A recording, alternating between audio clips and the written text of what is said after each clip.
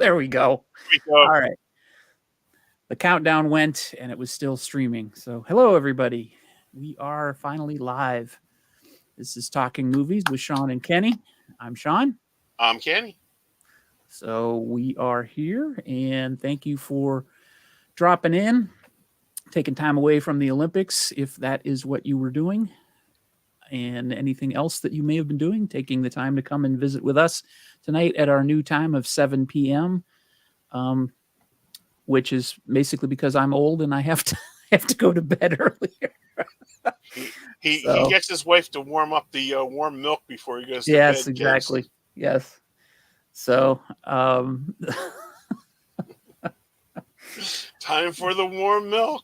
Yes, I gotta drink it out of a bowl with my cats. So we have a pretty full slate of stuff to talk about tonight. We have our theme tonight was hidden treasures. We'll get to that eventually. We did have a whole bunch of movie news to talk about, mostly centered around the MCU. So we'll get into that. We've also got a review of Deadpool and Wolverine that I'll be talking about, and the hidden treasures comes from two of the movies that we kind of unearthed during our discussion last week. Mm-hmm. Hey, Victor. Hey, Victor. When we were talking about from flops to cult classics, we just randomly picked two movies to watch, and we're going to talk about those tonight. So those are the hidden treasures. So we will get into our random movie news. So you've been looking at the numbers on Deadpool and Wolverine more than I have. What is it up to now? They said it will this weekend. It will pass over $1 billion. $1 billion worldwide. That's worldwide, folks. Yeah. So that I've been like crazy infatuated with these. I don't usually get like infatuated with like movie numbers or anything because everything's like bloated.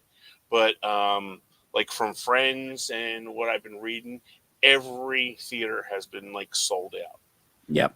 You know, and like even I don't go to like the IMAX ones, but one of our friends, he was talking about it being like $50 a ticket for an IMAX seat. Okay, what? So 50, Seriously? 50, yeah. Jody, Oof. You know Jody. Yeah. He was saying it was between his son paid $40 to $50 for an IMAX seat, and so if you're getting 50, you know, just do the multiplication there. If you have like 200, you know, 200 seats in one of those IMAX theaters, and you're at least getting four. And what's the runtime? 220. I think 205. I believe 205. Okay, so that's running concurrently from like 9 o'clock in the morning till like what 10 at night. Yep, at least. Do the math, and it's over. Like I think they said 3,500 theaters. Yeah, it is playing at 4,200 theaters okay. in the U.S. right now. Yeah, oh, Victor said. Okay. Yeah, Victor said it took 2 weeks to get to $1 billion for Inside Out 2. Yeah, 208. Thanks, Victor. Yeah, I thought it was 205, but with all the crap they put on in front of it, I went in. I saw a 10:30 a.m. showing on Saturday.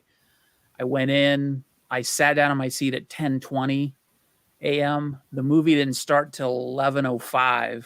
Holy cow! Because they had pre-roll and then they had trailers and commercials and all that other stuff.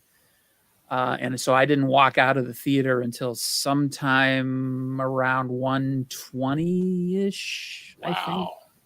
That's a long experience.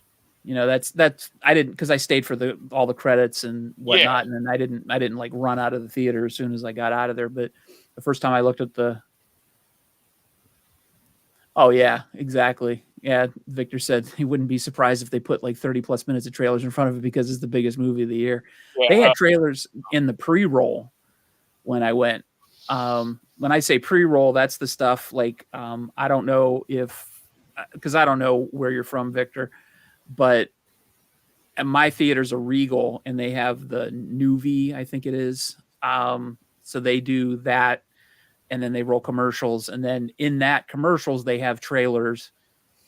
And then they stop that and then they roll the trailers like before the film. Okay.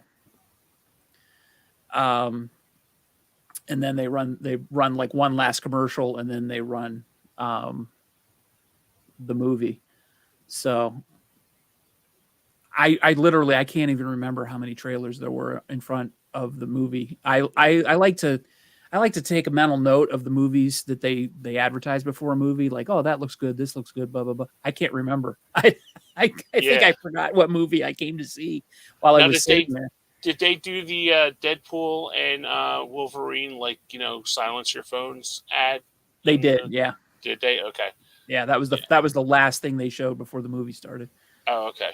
Which was kind of hilarious because that ends. It says Deadpool and Wolverine opens July 26th. Get your tickets now. And I'm like, I think I did already, but thanks. But yeah, that's there was a trailer in front of it was during the pre-roll for a movie called Cuckoo that looked really, really interesting.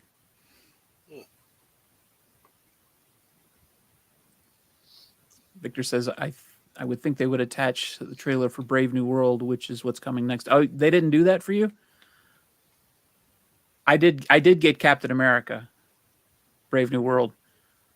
That was on there. I didn't even know that was a thing. Yeah, that was on there. Somewhere in the mix. Because that was the first time I've seen it. The trailer for it. Oh, okay. They actually made a crack about Harrison Ford because he plays Thunderbolt Ross. The fact that he's a different actor because William Hurt doesn't play him anymore for obvious reasons. Yeah. And he said something about he shaved his mustache. Oh, did he? Yeah, it makes him look different. That's funny. But yeah, that's pretty hilarious. But yeah, so unbelievable, almost $1 billion. And yeah, Victor had said that it took Inside Out 2 weeks to get to $1 billion. Yeah, and Deadpool a week. What's the fastest a movie has gotten to $1 billion? That's a great question. Anybody out there know in chat? I don't. Was Titanic? Was it Endgame? Endgame. Oh, okay. I didn't even think of that. 9 days. Wow. Good golly. I knew that was big, but I didn't realize it was that big. Wow. 9 days. Is that worldwide? That's really amazing. We're like 6 or 7. Wow. Oh, okay. It was. Yeah, I just looked it up. 5 days. 5 days. Wow. Yeah. Yeah. Endgame is the undisputed champion. Yeah, it hit 500 million in 3 days. It hit $1 billion in 5, 1.5 billion in 8, 2 billion in 11, and 2.5 billion in 20 days. Only 2 films have hit $2.5 billion. Wow.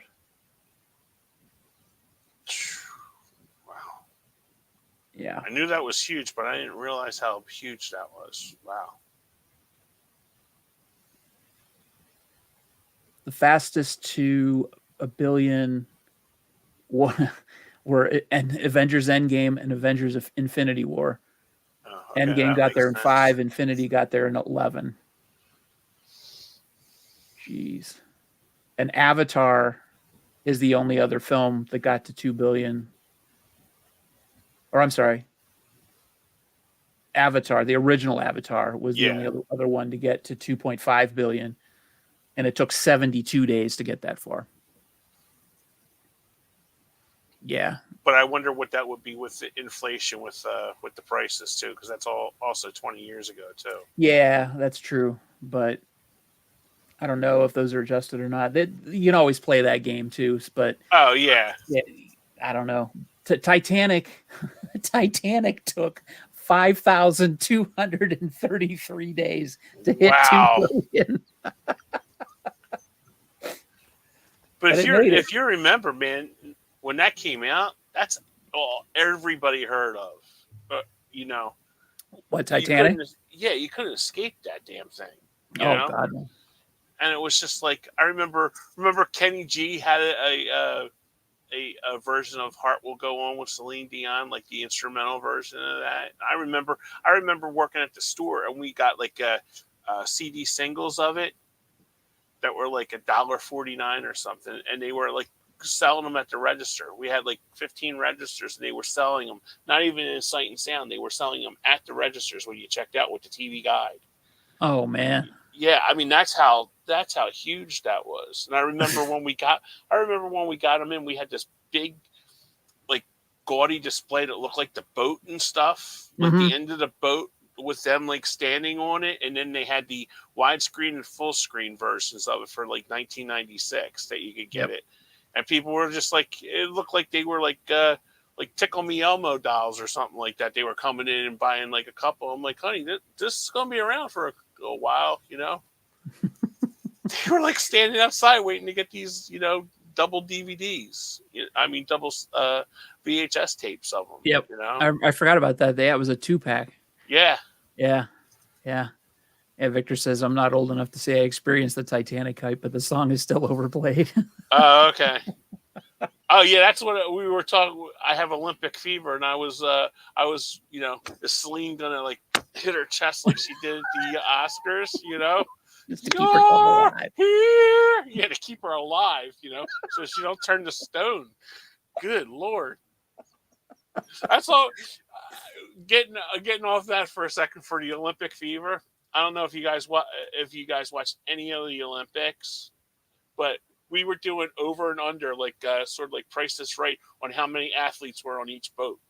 Mm-hmm. So it was like we were all yelling out. It was like, you know, 240, 440, you know, like that. And then we would play like the Price is Right theme just to annoy my niece, because my niece is really into it, you know. So were you doing for each boat or for each team? Oh yeah, for each one, you know, Kazakhstan, the Olympic, you know, the Olympic athletes. So we were trying to bet, like, you know, betting like M&Ms, you know, how much is on there. I mean, there was one that had 3 athletes and there was like 9 people. I'm like, well, that was kind of phony, you know, throwing up, you know. Like, who are those other people? Like security and handlers and whatnot. Yeah.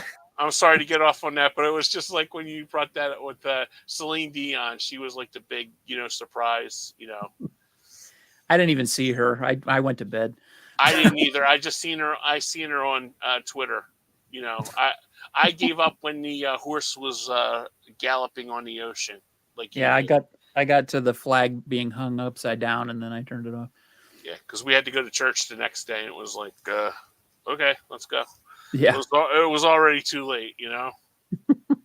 Sorry about that. That's all right. Yeah, that's all right. Victor says he's surprised Borat. Well, yeah, wasn't on the Kazakhstan boat. That's funny. Very nice. Yes. That's great. How many people did they have on their team? Do you remember? I think we had 4 for America. It was 454. No, Kazakhstan. I'm sorry. It was like Kazakhstan. I think there was like 6. 6. Okay. I didn't think it was very much, but yeah. And I think 3 of them were fencing people. And it was funny. They had I watched it because I thought that was kind of interesting. Okay, and I don't even know what countries it were, and it was they were showing the women fencing, and they went, you had to take broad strokes, And I'm like, well, that's kind of offensive calling the ladies broads on here, But apparently in fencing, that is a move when you like surge towards the person. Mm-hmm. It's called a broad stroke. And I'm thinking, because even my friend next to me when we were watching it, he kind of goes, "Did he just call that woman a broad?" And I'm like, "I think so." But yeah, Whoops. yeah, whoopsie. But yeah, I can't wait for I told Sean earlier, I am ready for volleyball. I love the volleyball. Yeah. Those and I like the track and field, and I like volleyball, which there's been a little bit of, and uh, I watched some of the gymnastics, but I think the way the coverage has been in the United States is it gets kind of spoiled because I work during the day, so I can't watch the live events. right. So then I sit down and I watch the news at 6, and then they spoil all the events in the sports part of the news, and then the network news comes on, and then they spoil some more stuff, and then it's 8 o'clock. The taped replays come on, and you already know what happened. So like, well, now I don't want to watch it. So Yeah, and kind of then that it's kind of like when stinks. you watch the coverage at night, it's like they'll go to two events and then they'll do I'm Rand Spear, your custody lawyer. They'll do like these like lawyer. They'll do like I tested it out with. I'm a Phillies fan, Mhm. and I never watched the pregame show. I just go right to the game. So I watched the Right. pregame show the other day. I'm not kidding you. There was two Domino's pizza commercials. This was like all in a half an hour show. Two Domino's pizza with the guy like tricking everybody like he's the head of Domino's or something. He's giving them New York pizzas. Okay. Then there was three attorney, four local car spots, and then there was the FanDuel betting thing, Mhm. all in a half an hour spot. It was like, why bother have a pre-show when they're basically going and then when they're doing the pre-show, they're talking about, well, Bryce Harper, get it? It's plus 135. He'll get a hit this at bat, Yeah. and then they go do another commercial. So I'm sorry to get off on No, that, but it was like no, the that's fair. same. It was the same with the Olympics too. They Right. were like putting betting stuff in the Olympics. Oh, geez. Yeah, it was like the Russians have a you know point plus 130. I don't know because I don't gamble, so I don't Right. know all the lingo with it. But it was like this is sponsored by FanDuel or not a sponsor And never will be. and never will be because me and you do not bet. So No, I'll bet on football games. Like I'll take the parlays sometimes, but that's about I it. don't, dude. I don't even know how to do that. Yeah, Right? it's super simple with the apps, but that's only Oh, because okay. it. If they didn't have it in the app, I wouldn't know how to do it. Oh, But okay. Yeah, I would just feel bad that I would be like I couldn't buy another DVD or something like that. It's like you blew $20. Oh well, you could be just like ordering for Mr. Alf or something like that. right. So I'd be like really mad at myself. Yeah, Victor said they do the live events earlier in the afternoon, and the network does a better job covering those. I know that, but I'm working, so I can't watch during the afternoon. So I don't really get a chance to watch them during the afternoon. Yeah, I've watched a couple of the like handball game, like the stupid stuff that people don't watch, like rowing, and I love the handball and hell, I had one. They had Colin Jost doing surfing the other day. Oh He yeah, was he's the he's the announcer, and I'm like, the only time I'm going to watch that is if you have your wife out there, you know. Bring Scarlett Scarlett. Johansson live from Tahiti. Okay, Yeah. no problem. So I was Hey just like, John. "Hey John, how you doing, buddy?" So yeah. So Yeah. who else is getting back to like the movies? So that was your Olympic coverage. That was our Olympic detour. That was our little detour for the Olympic coverage. But how did everybody feel about Robert Downey back in the MCU universe? How did everybody feel about that? tell you how As I felt. Doctor Doom. I felt that is a Hail Mary of desperation, is what that is. Oh, okay. Um, the combine that and the fact that they got the Russo brothers back to direct, I think that just screams of desperation. They're going to spin it, as a I don't want to say a success, but yeah, exactly, Victor. It Yep. sums it up. Stunt casting, desperation 101. I was at a party on Sunday, and one of my friends is way more in tune with the comics industry than I am. And apparently, there is a storyline somewhere in the Marvel universe where um, Victor Von Doom switches places with Tony Stark or something. Oh, And okay. so it's feasible that they could make this work. But the fact that they got Robert Downey Jr. to come back after playing such an iconic character with from Iron Man, and then got the Russo brothers back to direct, and who did the most successful movies in the MCU, the Russo brothers, and who was responsible for a lot of that, Robert Downey Jr.'s charisma, and Hmm. what's been lacking in the MCU recently, charisma and identifiable characters, Star. and I mean, yeah, exactly. my mom did not care what the hell the superheroes were doing, but she liked Robert Downey Jr. Exactly. She always liked Robert Downey Jr. So it was like, you know, sh- like she like knew who Charlie Chaplin was because she watched movies. But oh, that Cutie Pie's on there. I'll watch that. Yeah.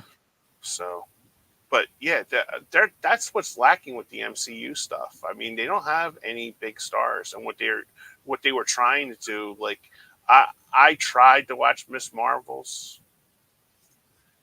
as the great Randy Jackson would say. Didn't work for me, dog. I just, and they're trying they're trying to do like, I don't know. It was just it. I just didn't feel any of the characters. You Yeah. can identify with some of the characters. I I think the MCU in the early days. I was watching Red Letter Media. I don't know if you've ever watched them, but Yeah, I've they heard of them, but I haven't. yeah, they're really good at analyzing a lot of stuff, and they're really funny too. But they were talking about Deadpool and Wolverine, and how it was pretty honest about the fact that when Wolverine came in, he uh, Deadpool says, you're entering the MCU at a low point, um, and the multiverse can make these. Anybody can come back from any time. Death um, isn't even a way to get rid of a character. Anybody goes, anybody can come back. You can pull from anywhere now, um, and it's just, I don't know. It's this multiverse thing, and I think yeah, Victor's mentioning that. Yeah, they've turned into Fast and Furious at this point. That's pretty Yeah, much that's a what great it is. point. But when the what my point was, when they first started out, the movies were essentially standalone for the most part. The you didn't have to see Iron Man to understand the Hulk. You didn't have to see Thor to understand um, Iron Man. Even though they were connected, they were pretty much standalone. But then it got to be where you had to see every single thing, or you wouldn't understand the next one. And so that sort of carried along movies like Guardians of the Galaxy, where the characters weren't necessarily the strongest, but you knew you had to see the next movie because you wanted to see what the next part of the story was. And Victor just covered that.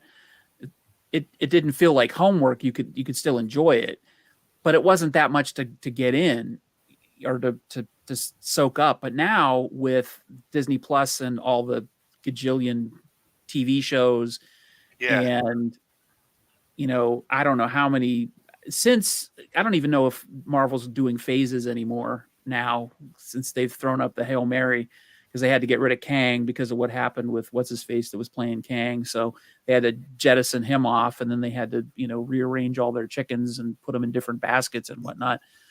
So I don't know what's going on in terms of their strategy, but it's just super. Yeah, WandaVision was the only great show that they did. Otherwise, Well, they see quit trying after that that. was the thing. I didn't watch WandaVision. Mhm. Okay, so when I remember when uh, Doctor Strange 2 came out, Mhm. I didn't know what the hell was going on because Right. I didn't watch WandaVision. So thankfully, my nieces were there to explain to me during the movie what was happening, and they did the same thing with Thor: Love and Thunder too. Mhm. With some of the, and I didn't know because I didn't watch like, I think somebody said that like I have to watch Loki to understand this movie, Yeah, Daredevil. I'm gonna touch on that a Okay, little bit in my review, okay, but yeah. it's not a necessity. It would Oh, help you okay. understand it a little better, but yeah, there's touches of that. But what happened was they went from being able to understand the previous movie to the next movie and understand the storyline with you could still get the storyline of the movie, but you'd have a better understanding of the overarching universe if you saw all of the movies. But then it became like you wouldn't understand the entire plot of the movie if you didn't watch like WandaVision. If you didn't watch WandaVision, you wouldn't understand how Scarlet Witch became what she is in that movie from what she was in, say, Endgame. Right. Okay. You'd be completely lost. You'd be like, well, what the hell happened? And they could explain it. They can do a little bit of um you know uh what do you call it? Sean, can you phase me out because I had to go to the bathroom. Sorry. Yeah, Sorry. no problem. Yeah, but you could still understand what was going on, and now they throw in something like um a little bit of explanation or whatever, but it still isn't enough for you to understand the entire movie. Thanks, Victor. Yeah.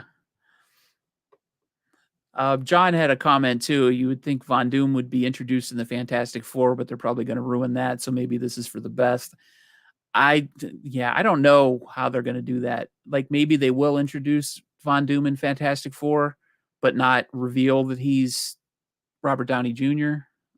I don't know. At this point, I have lost track of what movie comes when. I just know that Brave New World comes next in February, and that's all I know. I don't even know what's going on. I've completely lost track. Victor says, I've said it to friends of mine, but the MCU used to feel like films. Now it feels like the longest TV show in the world. Exactly. Yeah, and it's hard too for new fans to come in because if you want to bring somebody into, like, a perfect example is my wife. I would love to get her into the MCU, but trying to introduce her, you have to go back to 2008 and watch like 25 films or whatever it is. This is longer than The Simpsons. Yeah. You'd have to watch 25 films and then sort of pick and choose whether or not you introduce her to some of the TV shows or not. And I haven't watched all of the TV shows. I've watched some of them. Um, I watched WandaVision, which was good. I watched um, Falcon and the Winter Soldier, which a lot of people didn't like, and I did like. Um, and what the hell else did I watch? I watched the first season of Loki. I didn't watch the second season, and I think it's the only one that came back for a second season. I think I can't even remember that. So they've made it damn near impossible for new people to get on board and really get everything without making a huge investment in time. So I don't know how they expect people to do that, but I don't know. I really think though that this is like a super Hail Mary with Robert Downey Jr. Coming on board. And that's one of the things that the guys in Red Letter Media said too, that they they alluded to that with some editing. But I don't know. I'm actually starting to get more excited about the DC stuff with James Gunn and what he's got planned than I am with the MCU, only because it's a new start and a new beginning, and because they filmed a lot of the new Superman movie around my area. So I got to see some quick glimpses of what's to come, which was kind of neat. They filmed some of the new Superman movie literally 10 minutes from my house, which was pretty cool, on a beach at one of the local swimming places. And I don't know if they intend to keep it as a beach or if they were going to make it into a desert scene. Like they may throw some matte paintings or computer or green screen stuff or who knows what. Um, but it'll be interesting. And I just grew a dog on my head.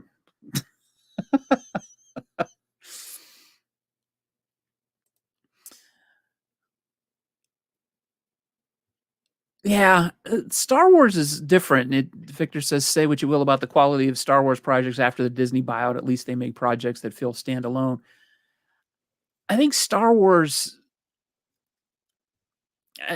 Star Wars fans tend to be a lot less forgiving, I think, than Marvel fans, and a lot more hardcore about stuff. So I don't know. Star Wars is a lot easier to jump into and parse things out because you can jump around the universe and everything doesn't have to be connected. I don't know. It doesn't have to be connected in Marvel either, but they seem to do that a lot. Like they always want to tie everything in, even like adjacent. And I'm not. I feel like I'm not explaining that very well. But Star Wars is very easy to you can drop somebody in the Star Wars universe and say, okay, this takes place in the Outer Rim or whatever, and just say it takes place in the Star Wars universe, and it doesn't. You don't have to bump into Han Solo or bump into Luke Skywalker, even though they always seem to do that.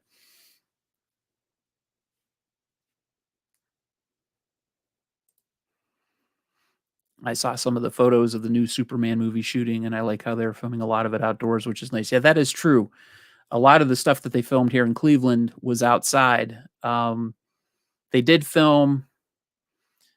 Uh, they filmed on Headlands Beach here in the Cleveland area. They also filmed in downtown Cleveland, and that was mostly outside. I don't know if they filmed anything inside, but that was harder to see from an external perspective. Kenny, when you're ready, give me a thumbs up. All right. Sorry, I've been dealing with a sour stomach. I'll just put it that way. Oh, no problem. So I've been dealing with it since we had our Bible study today. So I've been dealing with that since I got home. Thank God that I didn't have that during that. But since I got home, and I thought I backed it up a little bit with kaopectate, but I felt like a little literally rumble when you said that, and it was just like, gotta go. Hey, that's quite all right. So I apologize, guys. Sorry about that. We just sort of detoured into a little bit out of the MCU stuff, and we're talking about the new Superman movie and how I was saying I'm actually kind of more excited for what's coming up with the new DC stuff. Yeah. Than I am the new Marvel stuff, which seems kind of crazy to say. That wraps on Saturday, by the way, the Superman movie. Oh, does it? Yeah, I read that today. I was going to shoot it over to you before the show started, but I figured we'd talk about that. Okay. And yeah, Saturday's the last, and then they start filming the next DC thing, Okay. and they're both coming out in 2025. Yeah. They didn't say what quarter, but I'm probably I thinking summer. I know Superman is scheduled to come out in July of Oh, okay. 2025. Yeah, based on what they've said while they were here. Yeah, Victor says that he highly recommends A Quiet Place day one. You just finished it. I haven't seen the second one yet, so I haven't watched the third. Yeah, I've seen the first one. I haven't seen the second one. I have it from Thank You, Mr. Alf, not a sponsor. But if you go on Whatnot, go to Alfster Cards. Yep. Highly recommend him. Yep. So Cards. I got that from him. Yeah, Alfster Cards has saved me a lot of money over the last 6 months. Yes. Big time. And there's some movies that there's some movies that you just take a shot on, like Madam Web. I would have never spent $30 or whatever $20 on that on Blu-ray. No. $6. Okay. Yeah, for $6 I'll take a chance on Madam Web, not for 26 or whatever the hell they're charging.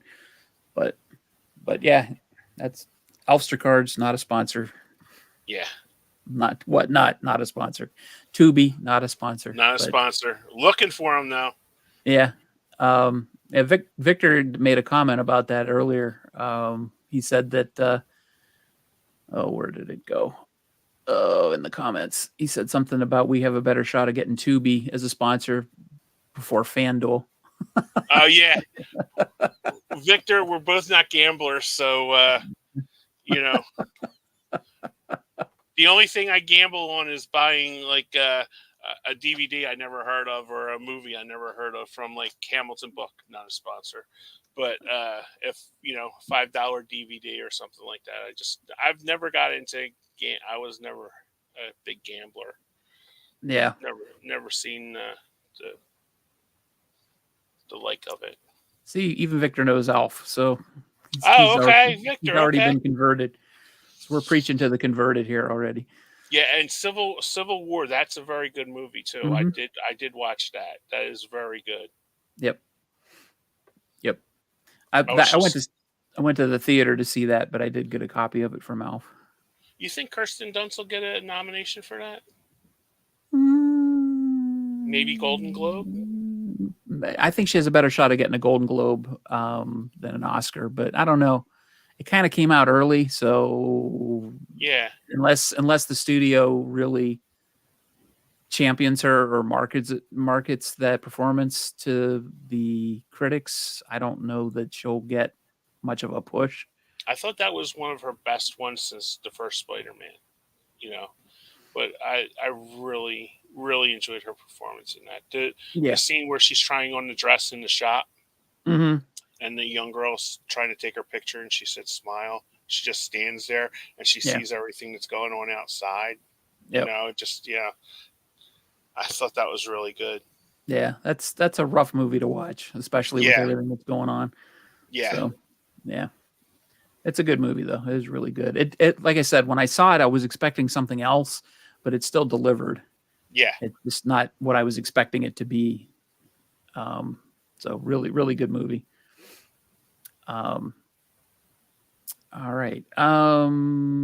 Any other movie news that you caught, Kenny, that we want to talk about?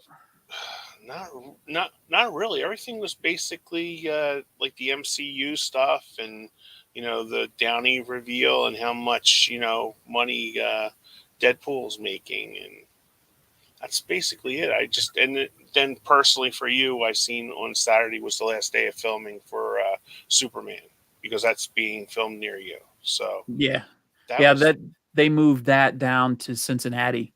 Oh, okay. They wrapped in Cleveland 2 weeks ago. I think it was. Yeah, and then they moved down to Cincinnati. So, and I don't know if they moved away from Cincinnati after they were done there and were doing any more filming, but I know they had 2 or 3 weeks scheduled in Cincinnati. And I know there's a building down in Cincinnati that looks like the Hall of Justice. I wonder if they Okay. they filmed in front of that for any reason. But that's kind of interesting. I'm gonna have to find that. Um, I'm just taking a look here to see if there's anything that we missed. No, nothing big. Oh, Twisters is coming back to 4DX theaters soon. So okay. if you have a Regal near you in a 4DX, you can see Twisters in 4DX soon. Are you surprised how well that's done in the theaters? Yes, and that probably would have been the top story if we would have had a show last week. Yeah. I would have eaten my hat live on the air. I would have eaten the hat too. Because I really didn't think I really thought that was like that, like Victor said about the MCU. I thought it was desperation. I thought it was just a money grab. Yeah, I thought it was going to bomb. I thought it was the most unnecessary movie that was going to be released this year, to be honest. Just totally, like, why is it even being released? It looks like the same movie, at least from the early trailers. Now I have to say that they did change the trailers more recently, closer to release, to change it up a little bit so it didn't look like an exact carbon copy of the original movie. Right. Yeah, Victor said, I knew it was going to be successful mainly because of Glenn Powell's star power. See, that's one thing that kind of went over my head. I underestimated him. I as had a no star. I had no idea who the hell Glenn Powell was. I really didn't. I don't think I've ever watched him in a movie. Or if I did, I didn't know it was Glenn Powell. Yeah. But apparently he's like the male version of Zendaya. You know, like everybody is talking about him and the other girl that everybody likes, Mia Goth. Oh, yeah. Yeah. Hey, Jim. Hey, Jim. Yeah. So it's like these stars are just like, I don't know like any of the young stars. And so, yeah, we're getting old, Kenny. That's the problem. Yeah, that's the problem. We don't have our finger on the pulse of the young people anymore. No. But no, I knew he was in Maverick, and I knew he was in that Anyone But You, but I hadn't seen that yet. And I knew he was in Hitman, but I didn't see that either. But Right. I didn't know anything about him, and I didn't know that he had much of an audience or any pull as far as the box office went. Now, who did he? I've seen Maverick a couple times. Who did he play? The young fighter pilot, like, because Goose's son was Miles Teller. Yeah. So, let's see. He played. Jim said if he put the finger on the pulse of youth, he'd be arrested. that right there is the comment of the night. That's awesome. That's fantastic, Jim. Oh, that's right. Thanks, Jim. He played the pilot who saved their ass at the end. Oh, gotcha. Okay. Sorry if we spoiled it for you, but sorry. It's been out for 2 years. Hangman, the other guy that feuded with. Oh, okay. So he was basically the Val Kilmer character. Yeah, that's what I thought. I couldn't remember the character's name. I've only seen it once, so. Yeah. Okay. Cool. Thanks, guys. Thank you very much for your help. See, that's why we love the audience here. Thank you, guys. Jim says that's because us old out of touch guys don't know nothing. We're still talking about Goose. I didn't see the original Top Gun until I was in college. Shut up! Are you kidding me? I had no interest in seeing it until I saw it in a film class in college. That the teacher said, this is a Navy recruitment film, and basically nitpicked it to death for everything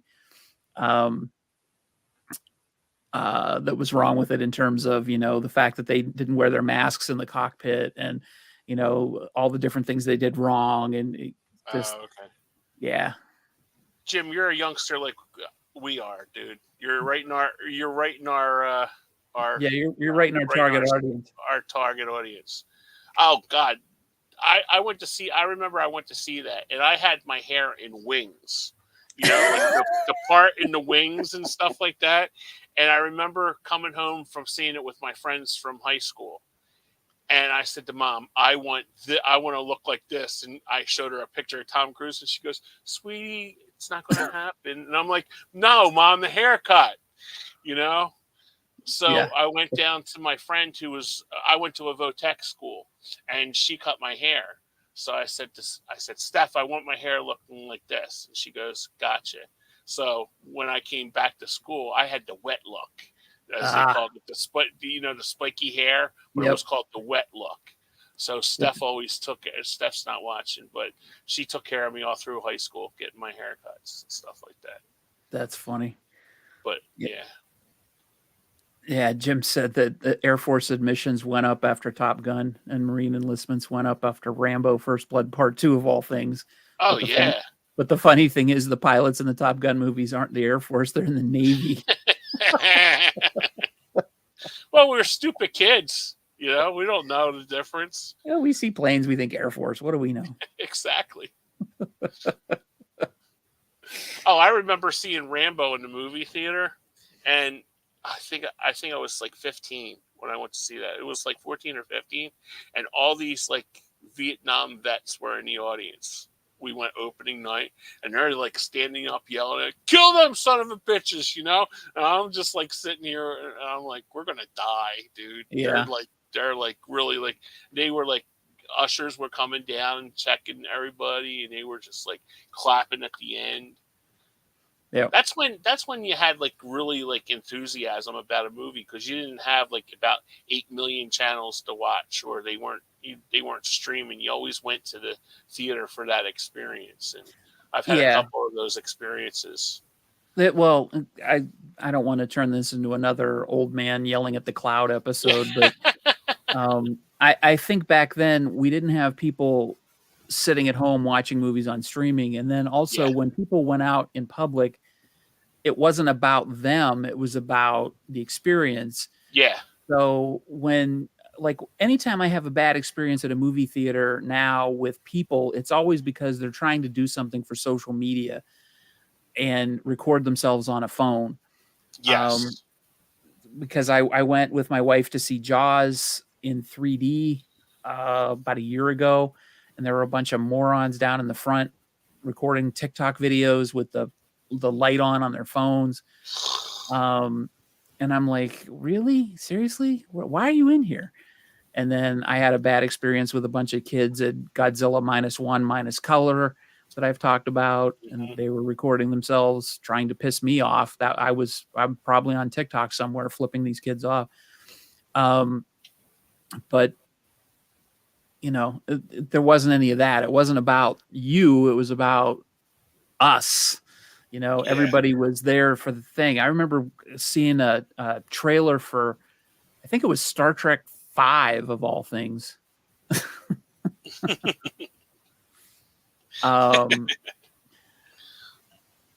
And I think it was a trailer for Star Trek 5. We were going to see, I think Lethal Weapon 3, if that lines up. I don't know. I can't remember, but I just remember the crowd was reacting to a trailer, and they were laughing their ass off, and the place was packed. And that's the kind of atmosphere I miss from theaters. But I was encouraged. I was at that same party I was talking about earlier, and I met a guy there who is 21. He's an intern where my wife works, and he said that he loves going to the movies. He loves the atmosphere of going to the movies. So cool. A lot of people are talking about how, young people don't like to go to the movies anymore, and they don't like to watch movies. He was like, "Oh, I love going to the movies. I love the atmosphere. I love it. It's great. I like watching movies with a lot of people." So there's still hope. There's still hope for there's still hope for mankind. Victor says a much younger but still cranky guy. I just think people now post-COVID don't know how to act in public. Yeah, that's a big part of it too. Yeah. That's a big part of it. That seems to be a regular theme here on the show where we talk about how people don't know how to act in public, and we're the old and cranky guys. Do we have to change the name of the show? I think we're two cranky guys.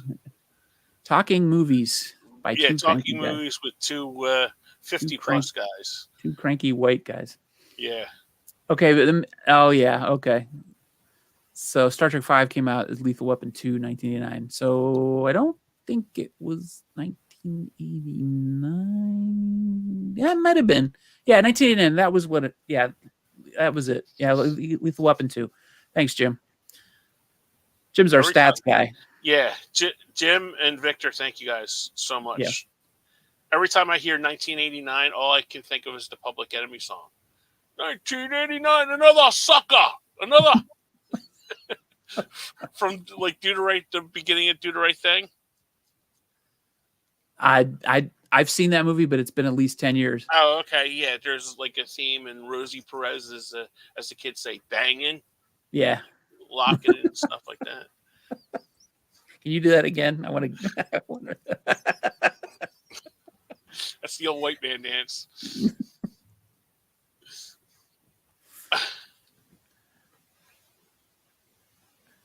Oh, that's so funny.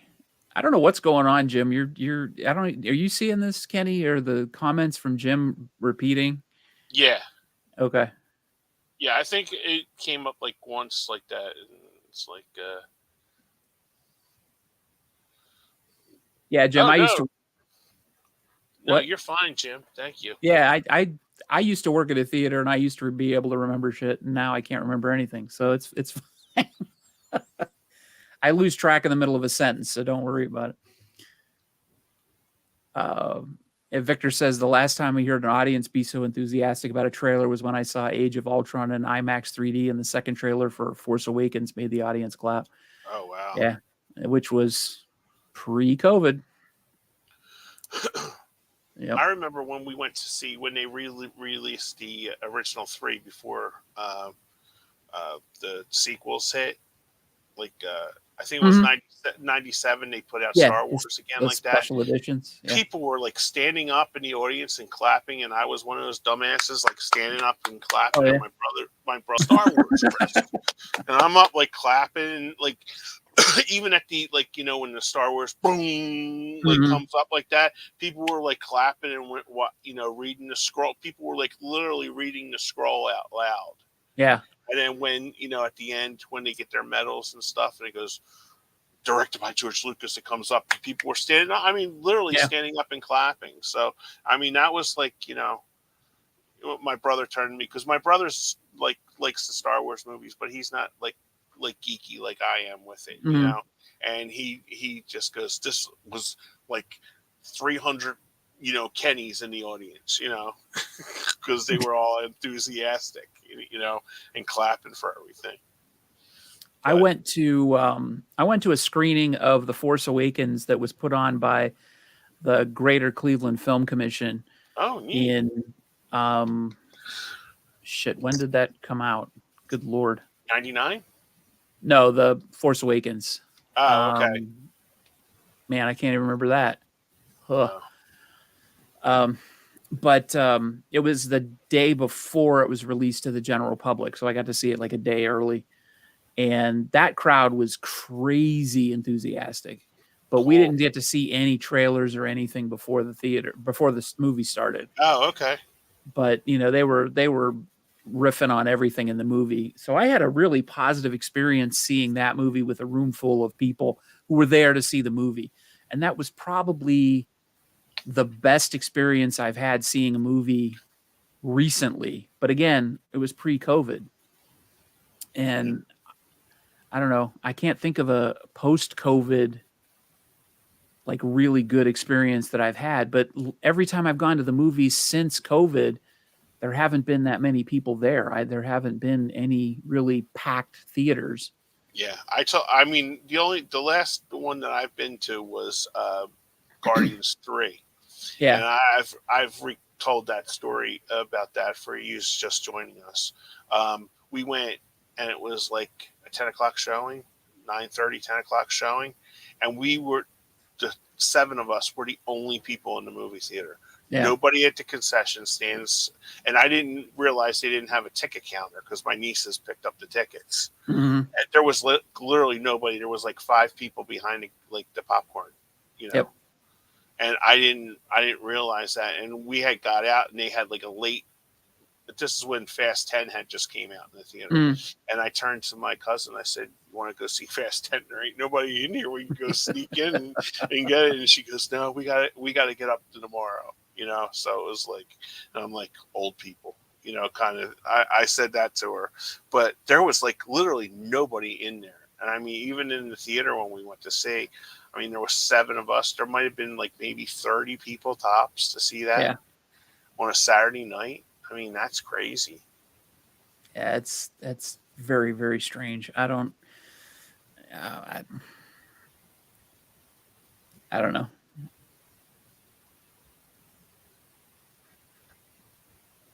Jim said that I've gone to the theater my entire life. In addition to working there since COVID, I've only seen 3 movies theatrically. I'm assuming that's Avatar 2, John Wick 4, and the newest Godzilla movie. Yeah, I wish I would have seen that Godzilla movie in the theater. I really would have loved to have seen that in the theater. Yeah, that was something in the theater. I've been going to the movies pretty regularly, but I wouldn't do that. I have the Regal Unlimited. Oh, okay. So I just drop in at the Regal and just scan myself in and go, so I don't have to worry about having the money because it's already paid for. Right. But yeah. Now, when you get those passes, do they give you like free ones that like I hear there's one guy that I follow on the Instagram. I don't know his name, but he goes, and I think it might be AMC. I'm not really sure, but he's like always in front of a poster like out in front of the movie, and some of them are like they'll tell you to show up on like Thursday at 8 o'clock, and it's like a brand new movie that hasn't come out yet. And I guess maybe they're trying the projector to make sure that they got. Oh yeah, yeah. So, that could be an employee showing or a theater showing. Oh, okay. I didn't know if they did like secret movies because I know like in the past people have said, "Oh yeah, I see." Because there was one that my friend went to see. He went to see. I forget which. I'll just make up. I'll say Three Amigos or something like that. Okay.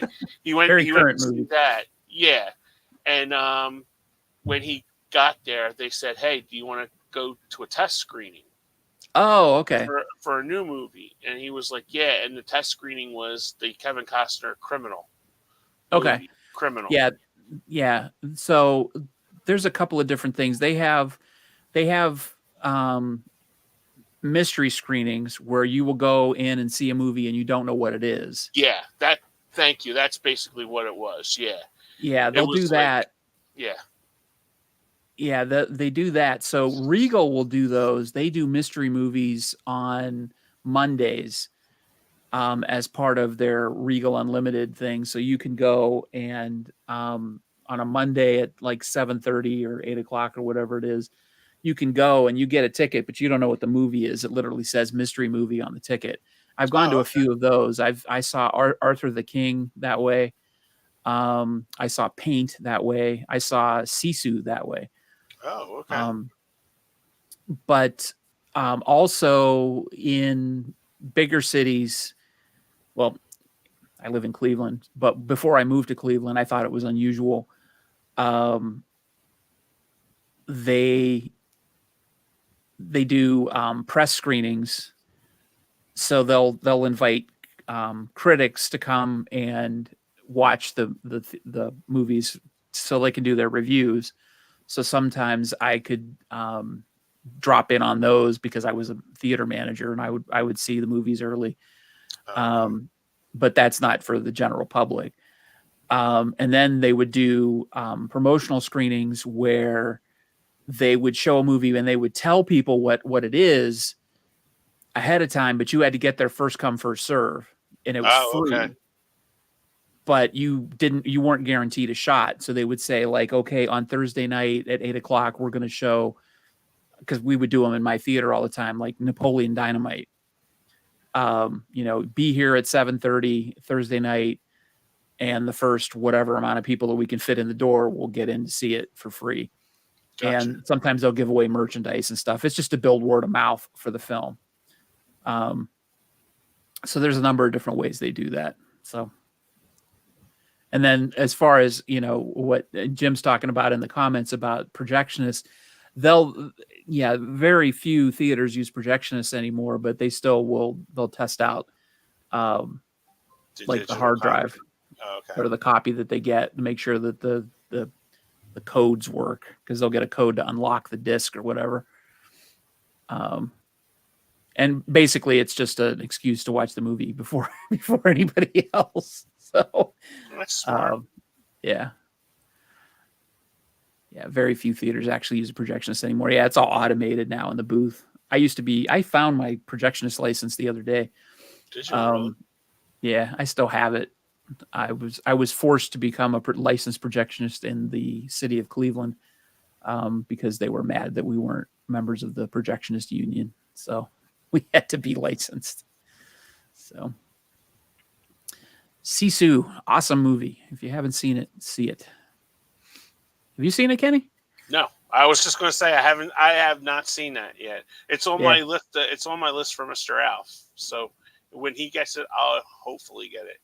Yeah, I don't know if he's going to get that one. That's probably not one that he would get. Oh, okay. Because if he hasn't gotten it yet, he probably it's been on my list for a while, and then because I even said to him one time when he got like a couple copies, I messaged him. And did he get it? He had got it, and he gave it to a couple other people, and he goes, I was really, with him, he's like, he doesn't see everybody's messages, right? You know what I mean? So he goes, I really apologize. He goes, as soon as I get a copy, you'll be my first one. Okay. So yeah, it's literally still on my list. On my list. Yeah.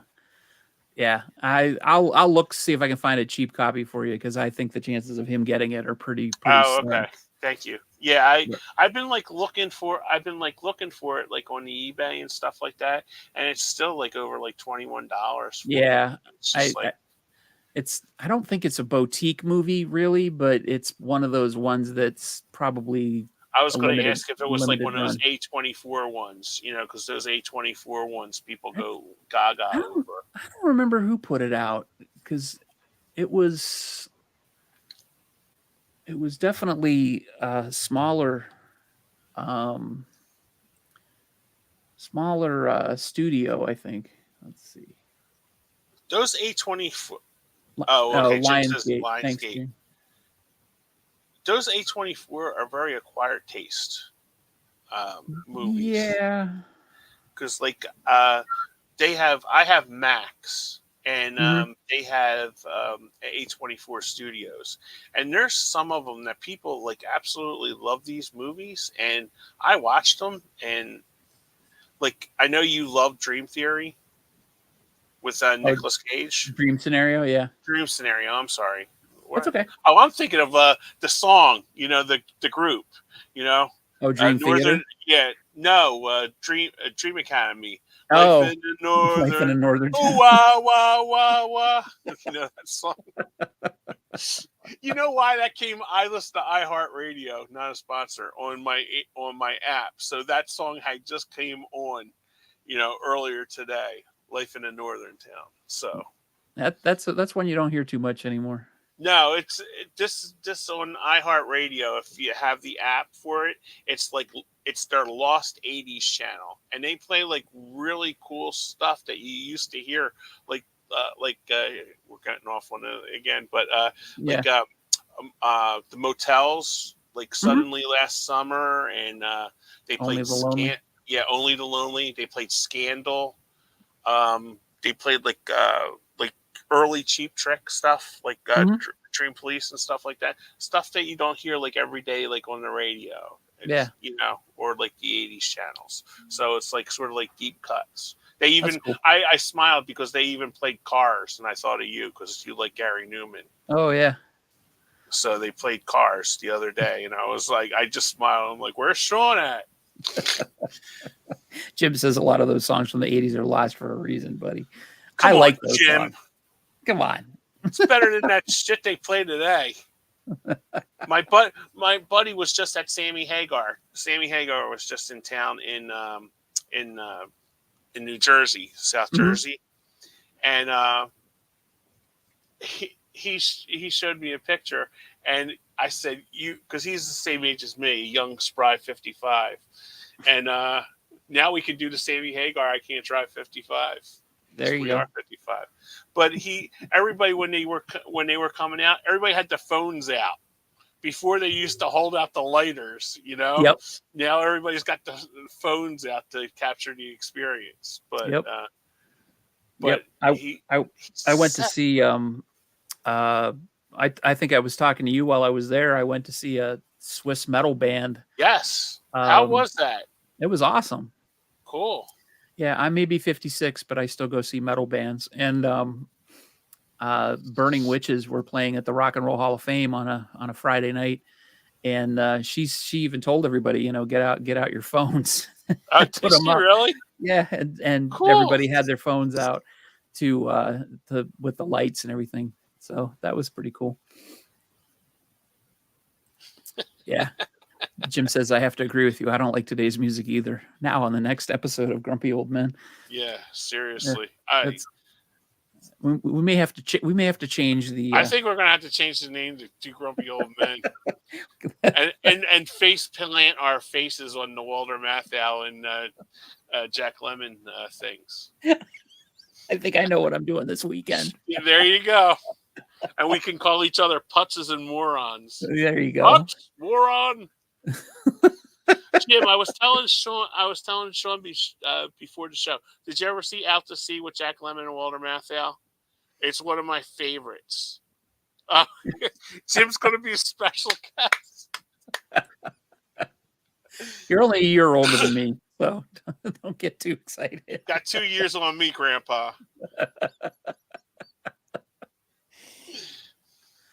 If you ever see me looking down over here, we were talking about this earlier, Kenny. If you ever see me looking down over here, down here, or moving my hand down here, I'm constantly visited by a bevy of animals. I own two dogs and 3 cats, and they periodically come in and visit. So they all stop in for pets. So if you ever see me down here looking, I have a cat visiting me right now. Coconut is visiting me for pets, and then as you saw, I have a dog behind me right here sleeping. So yeah, it's not me just waving my hand around. Yeah, he doesn't have like bad circulation in his arms or anything. He's actually petting his pets. Yeah, I actually have a cat here.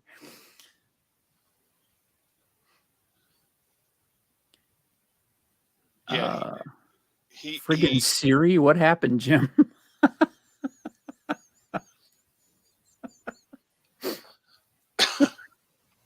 I don't want to know. Well, we're past the top of the hour.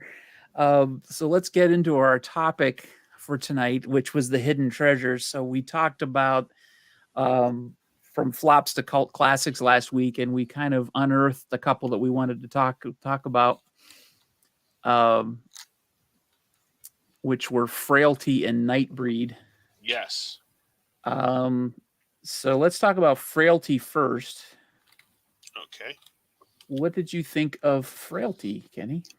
That really surprised me. I really enjoyed it. And like we were talking about, didn't know that Bill Paxton actually directed that movie. Yeah. That one really shocked me because I was just like, why didn't anybody bring that? Because I was telling Sean in the comments earlier in the week about it. I always got that confused with a movie called Beastly. Mm-hmm. And I didn't even realize that Matthew McConaughey was in it because in the late 90s, they always had like those, like, like Dawson's Creek kind of, actors, Yeah. like the soap opera stars in these with like the hot, like, like Katie Holmes or Vanessa Hutchins kind of people. And they were like, really good looking kids, but they couldn't act worth shit. So it was like, I always thought Frailty, I always got that confused with Beastly. I never seen Beastly. It's on Tubi, not a sponsor. I will have to check that out to see, because if it was anything like Frailty, I'll really like look forward to checking that out. But I thought Paxton did a really, rest in peace, my man.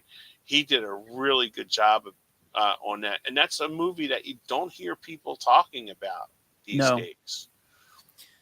No, definitely not. I echo the same thing. And not only was it was a surprise that he was the director, but it was very well directed as well. Yes. I thought it was amazing.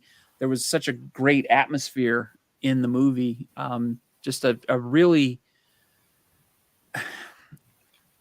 sort of like a dread filled atmosphere. And I really felt for the kid, Fenton. He just Yeah. wakes up one morning or wakes up one night and his dad has basically lost his marbles. And tells him he's on a mission from God, basically, and he's got to go kill people. So that was kind of related to that, and I know that doesn't have to do with Bill Paxton's directing so much, but the way he was able to convey that, in the way that, just the way the framing was and the way the lighting was. And I don't know. I was really, really taken by just the construction of it. And that's what I was going to say. Jim just said Frailty is awesome. Rest in peace, Powers Booth and Bill Paxton. Powers Booth was really good in it. Yeah. Him and the scenes with Matthew McConaughey, but Bill Paxton was outstanding Yes. With in those this. kids. Yeah. His performance was chilling, just absolutely chilling, and just super creepy and super convincing. What broke my heart is he locks his one son up, the oldest son, in this like in this barnyard, like kind of like basement where like there's steps there. And the one that actually I literally cried at was when the youngest brother was, pouring the water in this little hole so his brother could drink something. And it just like broke me. You're sitting there and it's like, I was never abused or as a kid or anything like that, but man, you can just like, your heart goes out to this kid because he didn't do anything. His dad's just lost his mind, and he basically, the whole thing is he locked this kid in there for 2 weeks until God spoke to him. Right. Yeah. Yeah. And I don't want to spoil anything from the movie because I definitely want people to watch it. But absolutely, Jim said he's happy we not only watched it, but we also enjoyed it. Yeah. I definitely enjoyed it. By far.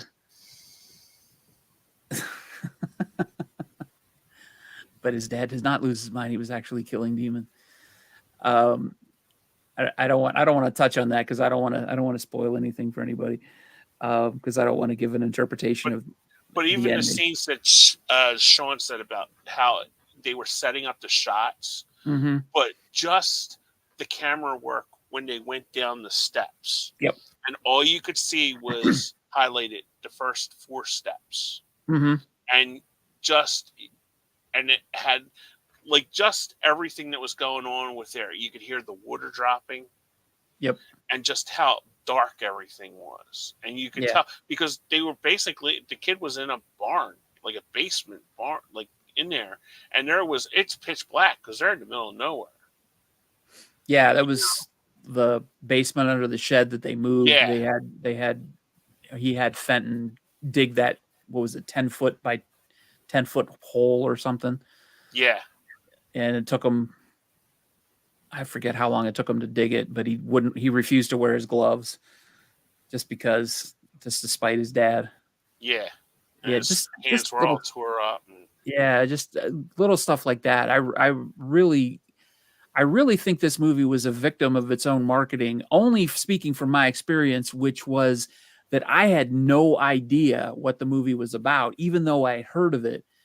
Um, I think I was telling Kenny maybe last episode, um, that we had a poster for it in my theater, and I knew it was out.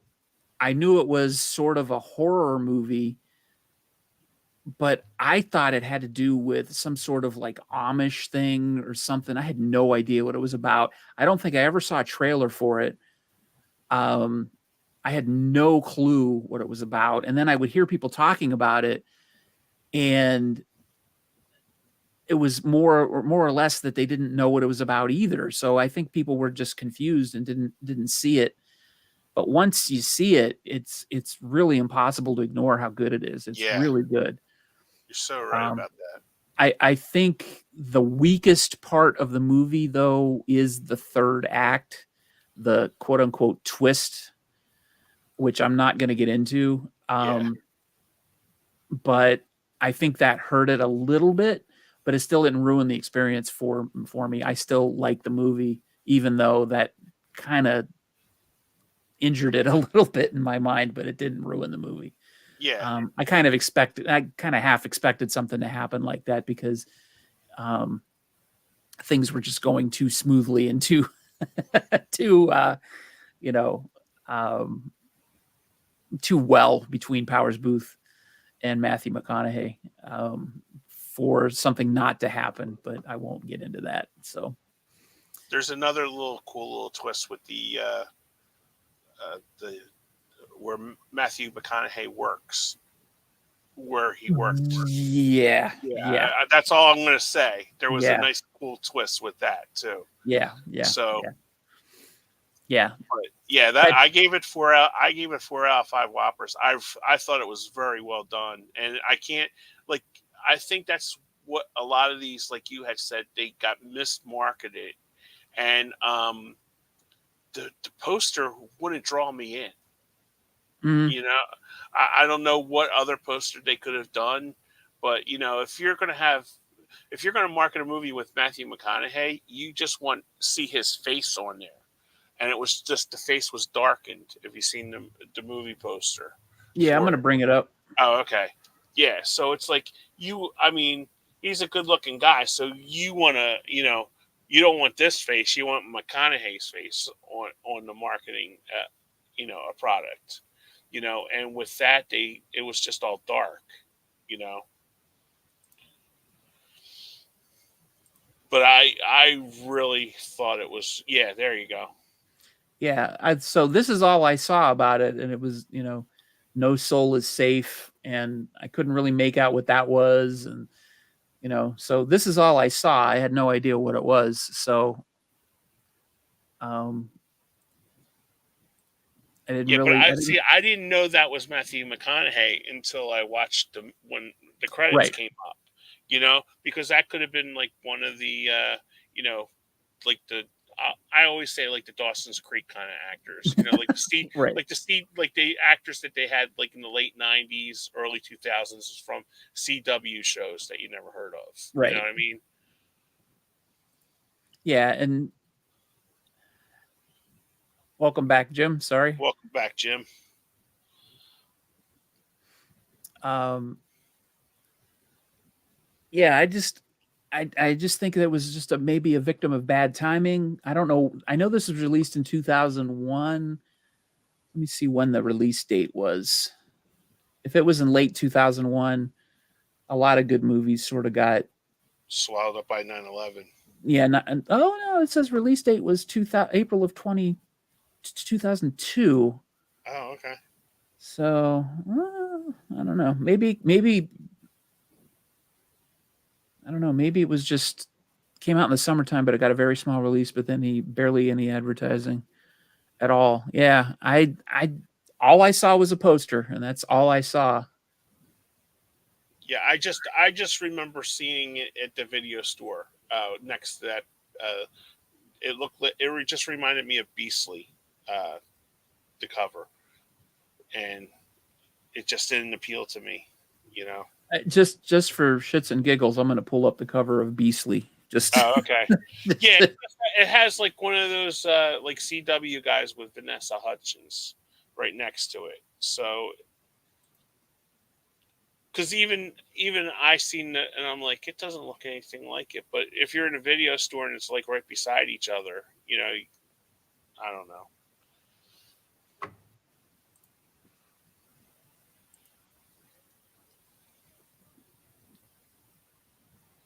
is that the one?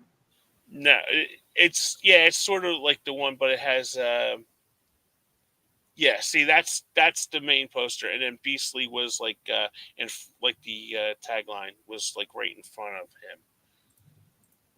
But yeah, I didn't know it was Matthew McConaughey, and at that time, Yeah. at that time, McConaughey wasn't like the big actor he is now, because Right. you know he was still doing the rom coms with Kate Hudson. You know, roll out your it girl of 2004. You know, or something like that. Yeah. Sarah Jessica Parker. You know, he How to, wasn't how to Matthew McConaughey yet.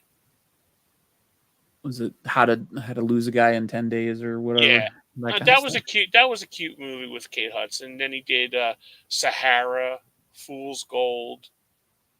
You know, Yeah. every, every bad rom com of those early 2000s. Yeah. He was That's what I basically remember him from. I can't even remember when he sort of switched into my consciousness as something other than that. But it took a while. It yeah. took a while. I just remember him being in like because my mom used to like all those like even the bad Nazi guy from Schindler's List was in Made in Manhattan with J Lo. Ray Fiennes? Fiennes, yeah, Ray Fiennes was in Made in Manhattan, and I turned to my mom. I said, "This guy was in Schindler's List," and she heard of the movie, but she didn't watch it. You know, I'm like, this guy was a bad Nazi, and he's like, Wait, a wait, she rich heard of Schindler's aristocrat, List and didn't see it? huh? She heard of Schindler's List and didn't see it? Yeah, Or okay. that's Or yeah. Made in Manhattan and didn't see it. Oh no! Oh, we watched that every time Okay, that was okay. on That's the what I cable. thought, but I just wanted Oh to check. yeah. Oh Okay. God, I watched that so many times. Because anytime it was on TNT or TBS or something like that, man, we watched that. And I even owned a copy of it somewhere around here. Oh geez. Yeah, that I think that'll go to the Goodwill because I will never watch that again. I swear, there's like so many of those movies that. Oh, the other one that she liked was Monster in Law with Oh yeah. Jane Yeah. Fonda and J Lo. Yep. And see, there's the other guy that kind of looked like Matthew McConaughey, the guy from Alias that was married to Jennifer Garner, Michael Verdan or Wharton. Hmm. He kind of looked like McConaughey, and that's when they were like running like he would have a movie come out this Friday, then McConaughey, and they would kind of trade off on like the rom coms, you know. Yeah. Yeah. Yeah. Us Yeah, old I guys think. talk about Rafe from Schindler's List, but younger people think of him from Voldemort from Harry Potter movies. Yeah, that's true. Yeah, our demographic, we think of him as the mean guy in Schindler's List, you know. But like you said, the Yeah. younger people are Voldemort. He doesn't have a nose for some people. Yeah, All right. What do we think about Nightbreed, Kenny? Nightbreed. I'll give you a. I remember I seen it. I really liked it. I was in love with that girl in Nightbreed. Aaron Boone's girlfriend in it. I loved her. Ann Bobby is her Hmm. name. I was absolutely star-crossed in love with her. I thought she was gorgeous. And quick story: I used to be a chef, and I came home one night, and I gave my brother and my buddy money to rent movies at the video store. So Nightbreed had just came out on video, so we watched it at 2 o'clock in the morning. Yes, 2 o'clock in the morning. That movie scared the living hell out of me, and I was like, "Wow!" But the girl, like, it was infatuated. Yeah. But it was a cool I wouldn't go out and buy it again. I gave it 3 out of 5, Mm. but I liked it because I think of my infatuation with Aunt Bobby. You know, more than I think Craig Schiffler did a great job in the role. I liked the story. There was like a lot of like cool scares in it. Mm. I liked it. I thought Cronenberg did a great job Yep. as the doctor in that. Yeah. I thought, and I think when I watched that again, I'm like, is that where they got the stranger's mask from? Yeah. Yeah. I thought about that too. Yeah. Yeah, Big time. Yeah. yeah. And Jim wants to know which version did we watch? Did we watch the theatrical or the director's cut? We watched Based the on what you said, director's. when you watched the first time though, you watched the theatrical cut because Yeah, you I watched watched the it. theatrical. Yeah, Okay. but this one on Tubi. These are both available on Tubi, guys. Right. And we did watch the director's cut. Yeah. I had never seen it before, so I watched the director's cut. This one I wasn't as enthusiastic about as I was Frailty. I really liked the premise. I just Hmm. wasn't as taken by the film as I was the story. I think it would have benefited from maybe being like a mini series, maybe because I wanted to know more about the backstory of what was it, Midian? Was Midian. that the name of it? Um, there seemed to be such like a rich history behind all that that it seemed sort of crammed into this 2-hour movie that it felt kind of rushed and hurried and like I was missing something. Like, why is this all important? Um, like I just felt like I was missing something or like something was being left out that I wasn't quite getting. But I really appreciated the makeup and the prosthetic work and the Yes. special effects. The set design was amazing. I didn't read Clive Barker is somebody who I've read some of his earlier works. Um, and I know the book that this came from was I think it's pronounced Cabal. Um, and I think it's a huge book. Oh, okay. If I'm thinking of the right book, and he's big on short stories, so I don't know if it's all about in that book, if that's all about this, but I have a feeling there's a lot more to it. Um, but yeah, the David Cronenberg was fantastic in it, and his mask was super cool. Yeah. I really, really liked that. I liked he was really into that character. Hmm. Um, and Jim is saying he's saying a lot of things. He said he saw it theatrically at an empty theater, and what struck me about it then and now is the fact that it's the only horror movie in recent memory where the monsters are the good guys, Yeah, and it's so that true. is true.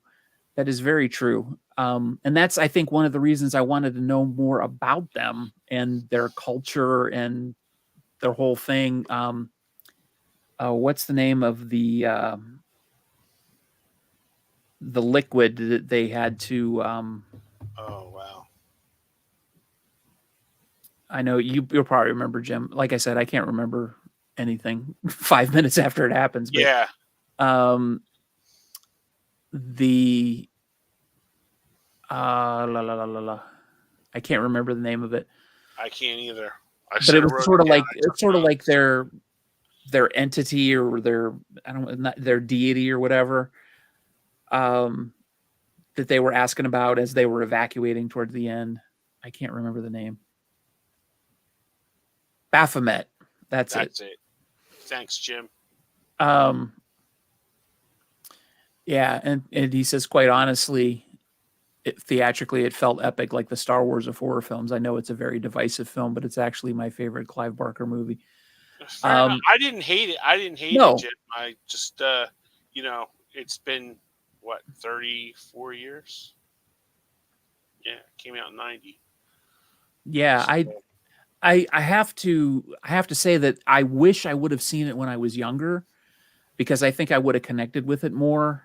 Um, just because I probably would have been more enthusiastic about something like that when I was younger.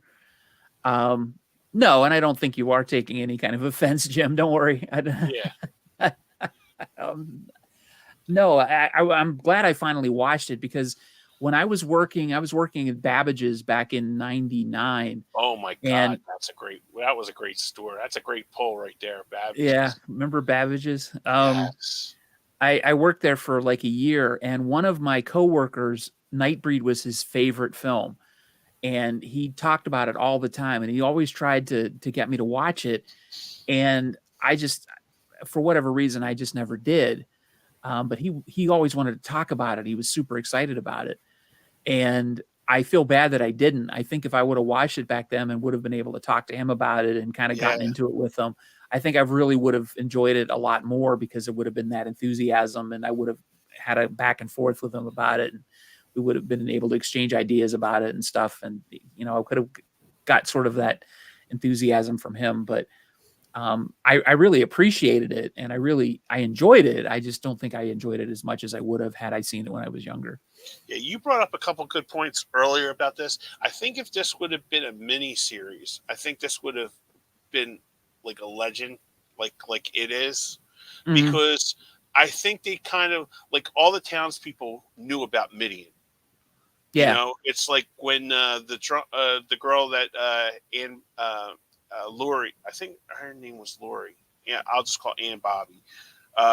Met at the bar. Everybody knew where Midian was. And Mhm. talking about Midian, and even when the doctor went to see the old guy um, at the like general store or something like that, and he was like kind of like brutalizing the old man, and he Mhm. goes, "Nobody goes to Midian," Yeah. like that, like that, and it was like they, and then it just seemed like okay, they're in Midian, Yeah. and it's just like I think if they would have taken their time and just gave like a layout in the people, it wasn't until like when when the girl picked up the like it looked like a Muppet from Dark Crystal and gave it to the mom, and it was absorbing sunlight, and then it Mhm. turned into a real person when it got dark, you Mhm. know. And it was like I think they could have done more to tell the story and the backstory of Midian a little bit more than they did. Yeah. I was surprised when they knew what Midian was Yeah. and they were aware of it because I was like, wait, they know what it is and they know, Jim just said, ain't nothing up there but dead folk. Yeah, exactly. That And I was like, great wait, you line. know what it is? And okay. And I was just kind of surprised. So it was unpredictable. Um, okay, Jim said that there's a series of Nightbreed comic books that's basically do everything you guys are asking for that he never got into Oh, himself. okay. There you go. But okay, Thanks, well, Jim. yeah, that would be interesting. I did want to touch on this one comment though, but he said Nightbreed fans are like Rush fans. They're very loyal and very vocal about why. By the way, I'm also a Rush fan. I'm a Rush fan too, so don't I don't. remember I remember seeing Tom Sawyer on MTV for the first time, and Mhm, I had never heard of Rush before in my life yeah, until MTV. And I remember turning to my brother and go, "What the hell are we watching here?" And then we went out and got like 2112, and then moving pictures and stuff like that. So it was just like, it made you a fan. So yep, I can appreciate with what you said about the comic books and stuff like yeah. that. But yeah, I always have to throw in some sort of random movie or music thing in there. If you have Rush, oh, what is it called? The Live in Cleveland recording 2011. I'm at that concert, so oh look at you. that was my big claim to fame. You can't see me at all because I'm way up in the top, but yeah, Very, that's very nice. That's yeah. that's really cool. One of my friends that I went to high school with, she's in the Bon Jovi video. I'll be there for you because that Hmm. was filmed at the Spectrum in Philadelphia. Oh wow, that's cool. Yeah. So it was like we had a reunion the other time, and I went to her. And I'm like, shouldn't you be wearing sunglasses? And she's like, why? And I'm like, star of the Bon Jovi, I'll be there for you video. And she goes, oh, shut up! I had to hear about that all the time. And she didn't know about it until she seen it on the MTV. She had no idea they were like, she's seen cameras, but they just thought they were just like filming around the spectrum, Yeah, when that came out. But she goes, yeah, I still hear about that 35 years later. Like that. I'm like, but that's cool. Show your kids. And she goes, not when I'm crying for John. I'm like, and I just started laughing. But that's funny. Absolutely, Jim. Rest in peace. yeah.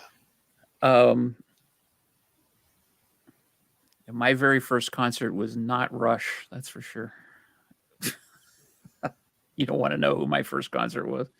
Mine was Billy Joel, the Bridget tour in 1986. We were like, literally, me and my mom had the last 2 tickets at the Spectrum, and Wow. We were at the top of the Spectrum where, like, I'm 6'6", and literally when I stood up, I had to duck because it was like the overhang was that far. And when the usher like looked at her tickets, she kept on going to my mom, going, keep on going up. My mom's like, going up, and the steps were like getting steeper and steeper and steeper, and it was just like we were like the last 2 people there. So fortunately there was like enough room because there was only 2 seats there.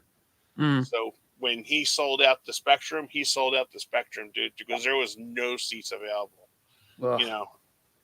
I've sat in the very last row in Rocket Mortgage Fieldhouse, which also used to be called Gund Arena, which used to be called the Q in Cleveland. And I've sat in the very last row in there, and you stand up, you can touch the roof. So it's super high up there.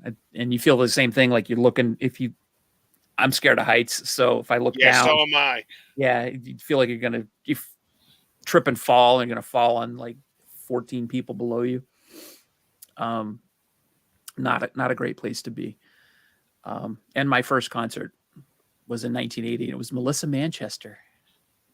Oh, I like her. Did she? Did she do? You should hear how she talks about you. I have no idea. I didn't pick the concert. I just had to go. That's cool. I like her. I always had the hots for Laura Branigan. Gloria. Yeah. Self-control. Oh yeah. Oh, there you go. The summer of 1980, my mom, my stepfather, and me, we each got to pick a concert at Blossom Music Center in Cuyahoga Falls, Ohio. So my mom picked James Taylor. Oh, okay. My stepfather picked Melissa Manchester, which kind of surprises me. And I picked the Blues Brothers, which was Dan Aykroyd and John Belushi. Yeah. Well, there was a strike at the Blossom Music Center. The orchestra went on strike because the orchestra in the summer, the Cleveland Orchestra plays out there, and they went on strike. So they had to cancel some of the shows, and they canceled the Blues Brothers show. So I didn't get to see them. So I had to pick another concert, and I picked the Cars and the Motels. We talked about the Motels earlier. Okay. The Motels were opener. So yeah, definitely a blast from the past. Yeah. Hey, when you're talking to the two over 50 guys, you're not going to get anything about Taylor Swift on this podcast. Well, you would from me and my wife. My wife is a huge Swiftie. So, is she really? Yeah. Oh, okay. She's a huge Swiftie. She makes the friendship bracelets and all that other stuff. Oh, okay. So, more power to her. My niece is a huge Swiftie. So okay. They have that in common. All right. So you rated Nightbreed 3 out of 5? Yeah, 3 out of 5. Okay. I gave it a 6 out of 10. Okay. So in around which sounds worse than it really is. That's still above average for me. I think I would have probably rated it higher. Like I said, if I was a little bit younger when I saw it, but and I gave Frailty an 8 out of 10. So yeah, all right, that was good. All right, now I'm going to do my review of Deadpool and Wolverine. Yes, that's And what the kids are here for. then are they? Well, everybody in the world has practically seen Deadpool and Wolverine except for me, and I won't see it. I'm telling you right now until streaming services or it comes, to Mr. Alf and I get a copy of it. Yeah. So it's totally going to be a non-spoiler review. It's humor is what you're going to go see this movie for. Totally. Um, it's full of industry in jokes, sexual humor, juvenile innuendo, the fourth wall breaking stuff that he's done in the first two movies, the sight gags, the nostalgic callbacks. There's a lot of '80s songs in it. There's cameos. So you get everything that you're going to expect from a Deadpool movie. But they bring Wolverine back in a way that doesn't cheapen the ending of Logan. So it does manage to still keep Logan kind of intact. But I say that kind of with a little chuckle because if you watch the opening of this movie, that would be funny if you knew what I meant. Oh, okay. But you'll get that joke when you see the movie. Basically, he destroys the grave site of Logan, trying to dig him up. Oh, okay. But the chemistry between Hugh Jackman and Ryan Reynolds is totally genuine. You can tell they're friends in real life. The give and take between them two is really good, and it doesn't get old. The movie is just a wee bit too long for me, just a little bit, because it kind of falls flat in the middle. It feels like it's kind of spinning its wheels just a little bit, just because there's a couple of fight scenes that feels kind of repetitive. I think if they would have had just one big fight scene instead of the two smaller ones that they have, I think it would have been better, but that's a nitpick totally. The violence is super gratuitous. Okay. It's super over the top. Honestly, I think this is probably the most violent Disney movie ever made. I think it would have to be. I mean, correct me if I'm wrong. If somebody can think of another one that Disney's put out that's more violent than this, but I think it also has the most F-bombs for a Disney movie. Oh, really? Okay. It's rated R for a reason, folks. Do you think there'll be an unrated version of it coming out? I think it doesn't really need to be honest. I think it's hard enough as it is. I mean, if they went unrated, it would just be overkill. I think it's good enough the way it is.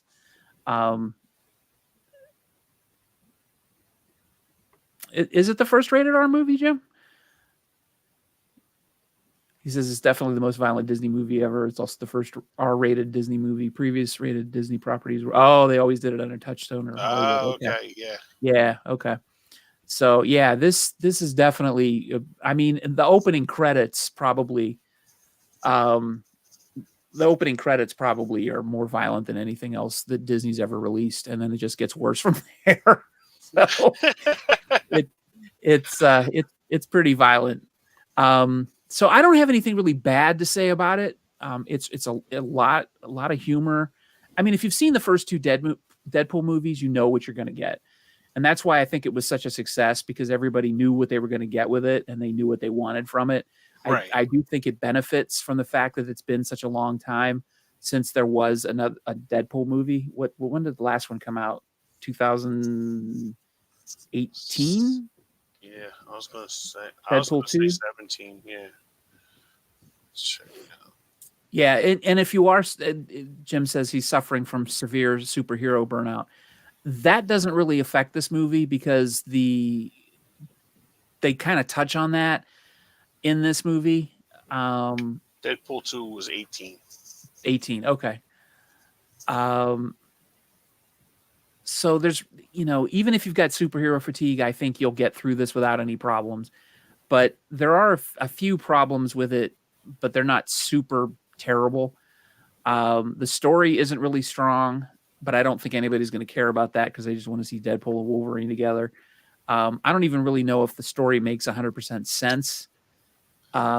because I really wasn't paying all that much attention to the story. It was a reason to get from the beginning of the movie to the end of the movie, and it was an excuse for Deadpool to for Deadpool to bring Wolverine back into the mix of things. But Right.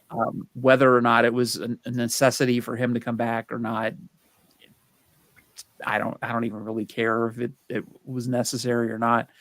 And I don't even know if it makes sense in the larger world of the MCU, because I doubt very seriously that you're going to see Deadpool in the next Avengers movie. Maybe, but he doesn't work. You can't have Deadpool like breaking the fourth wall in an Avengers movie. That those two types of films don't really work together. So I don't think you're going to see that. He might be in it for 5 seconds or something, but I don't think it would work. And if you haven't seen your fair share of the Fox Marvel movies, you might not get some of the humor or some of the cameos in this. They might not hit as well as they would. So if you haven't seen like the Fantastic Four or the X-Men movies, obviously the X-Men movies because Wolverine's in it, but what are some of the other ones? Jesus, there's been a ton of the X-Men movies. So Fantastic Four. Yeah, Fantastic Four, X-Men. I was just trying to go through because I think they're all running on. If you guys don't have a physical copy, I think they're all on Disney Plus now. Okay, yeah. I think You might want to see at least some of them, because you might not get some of the jokes or cameos. And if you haven't seen at least some of the first season of the Loki TV show, some of the plot might not make sense. But nothing in this movie is rocket science. You're going to be able to figure it out. You're going to be able to place who people are and what's going on. So those are really super minor criticisms. So I'm actually giving Deadpool and Wolverine a 9 out of 10. Wow, cool. I really enjoyed it. I thought it was a lot of fun.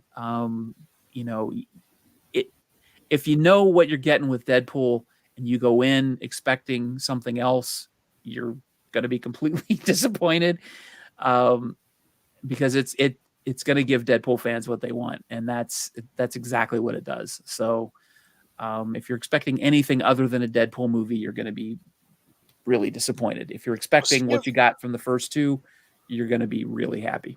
Was he a very big comic book character, Deadpool? I don't do comics, so I don't really know. I am not a big comic book person either. He's always been sort of a side character from what I know. But I don't really know. He's always been sort of on the periphery of things. Like he's dallied with the X-Men, and I know he's had X-Force, and there's been multiple iterations of Deadpool. Some of that is covered in this movie. So he's never been a huge like anchor character. Right. And they kind of touch on that in the movie too. So it's, it fits. And I'm really kind of hoping that if they do another Deadpool movie, they don't do one for a long, long time, because the type of humor that this is really could get old if they try to capitalize on it by doing another one too quick. So I think it was the movie we needed when we needed it, but we don't need another one real fast. Just enjoy this one, and enjoy it for what it is now, and be happy with it, and be happy that it came out and it exists and it's great. But let's hope Disney doesn't try to go to the well too many times. That's the only thing I'm worried about, and that's not the movie's fault, but that's what I'm worried about, that they're going to see the cash cow come in at $1 billion in 7 days or whatever and be like, let's do another one. Yeah. But, well, I think they got their cash cow back now with Robert Downey. Yeah. So because they already have 2 movies back to back with that character coming out. Right. So yeah. But it's all the ones in between that I'm worried about. Yeah. Oh, Jim says I've owned and seen them all. That's why I'm suffering from burnout. Oh, okay. Yeah, it's funny because to tell you the truth, I grew up with Batman. Okay, Mhm. the Adam West Batman. So I didn't know, and I remember my mom got me and my brother sheets from Sears Mhm. that had the superheroes on it, and Yeah. with like. But I didn't know that there were two different. I didn't know there was a Marvel universe and this DC universe because I just thought they were superheroes, and like Right. my nieces get like really offended, and they're like, "No, DC, boo, Marvel, yay," Yeah. kind of thing. And it's like, but I like them. I just take them if I'm entertained by the movie. I'm entertained by the movie, Right. because I actually thought when they were talking about, I thought Men in Black was a part of the universe too. Oh, yeah. It's Especially when the girl. The black girl that was in Tessa Thompson, I think her name is. Wasn't she in one of the Marvel movies? I I don't. don't. I know she was in Creed, but but I, I didn't know, and I thought they were bringing Men in Black into whatever universe. Oh, okay. That that's why they didn't have Tommy Lee Jones and Will Smith in this one. I thought they were trying to go for a younger audience with the Men in Black. You know, I forget the last Men in Black. Oh, Men in Oh, Black. okay, okay. Thanks, Jim. She Yeah. plays Valkyrie, and Valkyrie. okay, Yeah. yeah. Yeah. So, Men in Black, the original was based on a comic book, but it was an independent comic book from what I remember. oh, okay. Yeah. I didn't know because my niece was telling me that girl was. Now I remember she was in Thor, and I just thought they were just doing the Men in Black movie to get her into like another universe. Are you talking about the With Men that. in Black International? Yeah, the international Oh, one. okay. Yeah, because they had Thor's brother as one of the people in there. Mhm. So I was just thinking they were going to do like, wasn't there like another Thor character like Hawkman or something like that? I don't know my superheroes. I know like the basic ones, but Yeah. I'm not really into like everybody. No, that's cool. I used to be big into comics when I was a little kid. I used to buy the comics at a flea market. There was this woman there, this old woman, um, that she had this little table and she sold like the Silver Age comic books that are probably worth like a shit ton of money now for a dime a piece. Yeah. And I would buy up all the comics I could possibly afford. So I would like roll up dimes and I would take them there every Sunday and I would buy as many comic books as I could. So I would be reading all these comics from like the late 50s and 60s. And then I would buy the new comic books from the 70s. So I was reading like the old Superman, old Batman, um, way before I was even born. So I knew Marvel and I knew DC, and I knew a lot about the comic book characters back then. More, I've probably forgotten more than I ever knew about Oh, okay. the comic books and the heroes and stuff back then. And then I was a huge Spider-Man fan, and I was a huge Batman fan. But I fell out of reading comic books in the 70s and I just never got back into them. And it just seemed like a huge chore to get into them now because there's so many different variations and worlds and stuff. So I never really got into them. So I've gotten back into that stuff via the movies. So whatever Marvel and DC dish out in terms of the movies is what I what I know, and so I can't compare them to the movies or to the comic books at all. Right. All right. So it is getting towards the end of the show. So we've got some movie recommendations to dish out. Yes. So Kenny, you have your Tubi movie of the week.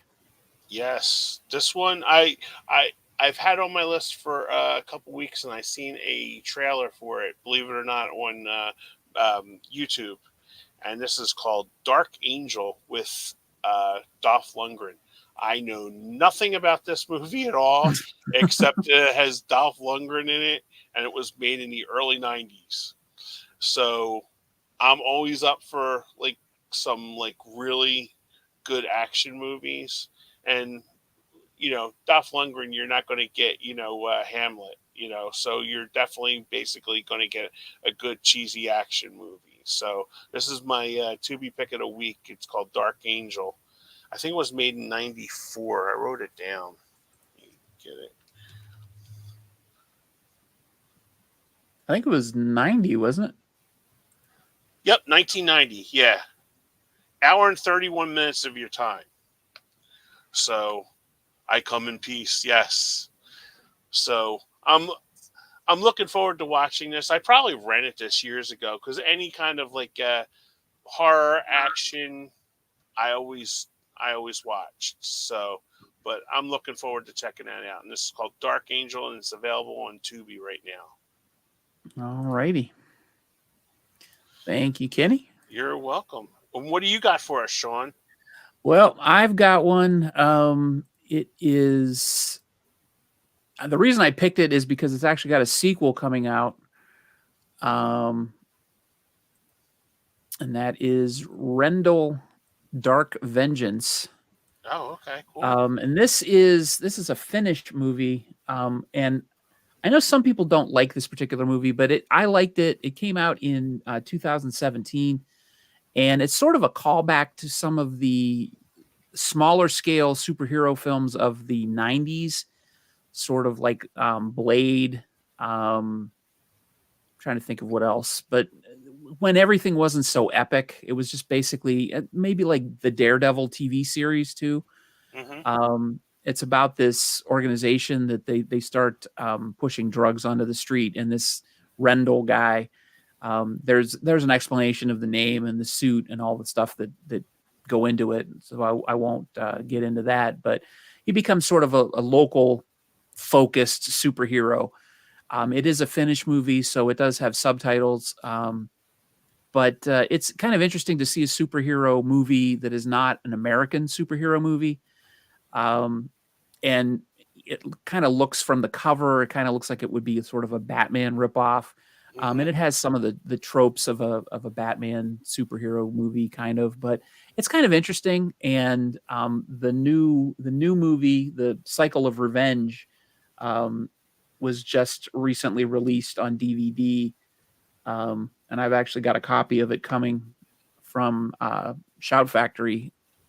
So I'm very interested to see that. I want to rewatch Rendell Dark Vengeance in advance of watching the sequel. But I really like this film. I thought it was kind of a throwback to when superhero movies weren't so epic, and the world wasn't in danger. It was just a guy taking up a cause in his local area, fighting big bad guys in the local town. It was a bunch of meaty guys beating the shit out of each other.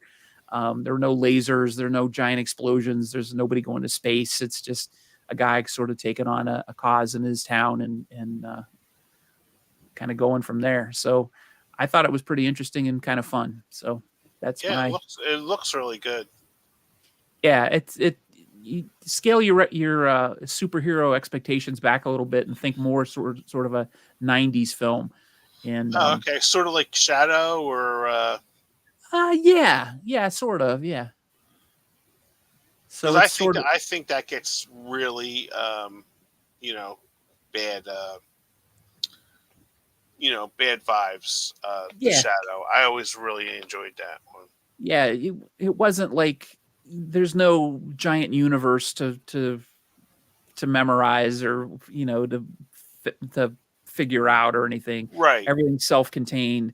There's no magic. There's no well, there might be some magic. I don't quote me on that because it's been a while since I've seen it. But there's it just doesn't have that. The world isn't teetering on the edge of destruction. It's just a guy in his local town.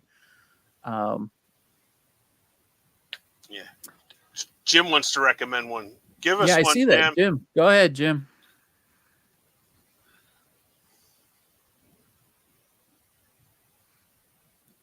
We'll see what he got. Yeah, if you haven't seen Rendell, I highly recommend it. I picked it up at Walmart for like $9, but you can find it pretty much anywhere.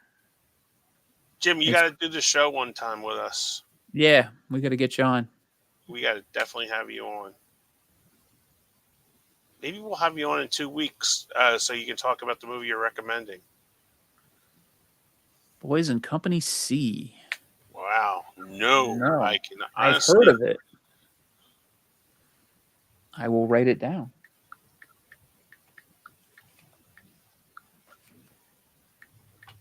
(1977). Whoops, 1978. I think that was on HBO a lot. It's not on any streaming services, though. No, it's not. No. I'll give you a brief synopsis. In 1967, 5 young men undergo boot camp training before being shipped out to Vietnam.